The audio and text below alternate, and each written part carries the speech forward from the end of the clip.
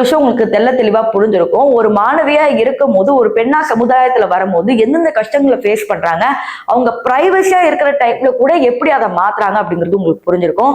ஒரு பொண்ணு மேஜர் அப்படின்னா 18 வயசுக்கு மேல, அதுக்கப்புறம் தான் அவங்க காலேஜுக்கே வராங்க. காலேஜ்ல உள்ள இருக்கிறப்ப நீங்க என்ன வேணாலும் ஸ்ட்ரிக்ட் ஆக்ஷன் எடுக்கலாம்.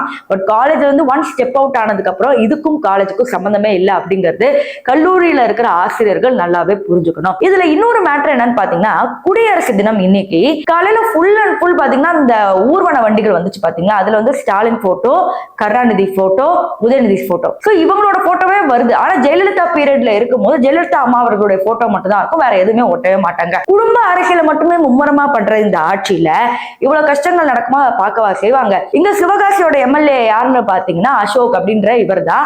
ஆனா இவர் என்ன ஆக்ஷன் எடுத்தான்னு இப்ப வரைக்கும் தெரியல. இப்ப வரைக்கும் பிரின்சிபலை கைது செய்யல, அந்த பியூனை கைது செய்யல. அவங்களோட போட்டோ தான் ரிலீஸ் ஆயிருக்கே தவிர அத்தனை இன்ஃபுளுசர்ஸ் பேசுறாங்களே தவிர இங்க எந்த ஆக்ஷனும் எடுக்கப்படல. இன்னைக்கு தாவேக்கா விஜய்னு சப்போர்ட் பண்ற அவரும் இதை பத்தி பேசல அப்படிங்கிறது ரொம்ப கஷ்டமான விஷயம். இதை பத்தி நீங்க என்ன நினைக்கிறீங்க அப்படிங்கிறது கமெண்ட் செக்ஷன்ல சொல்லுங்க.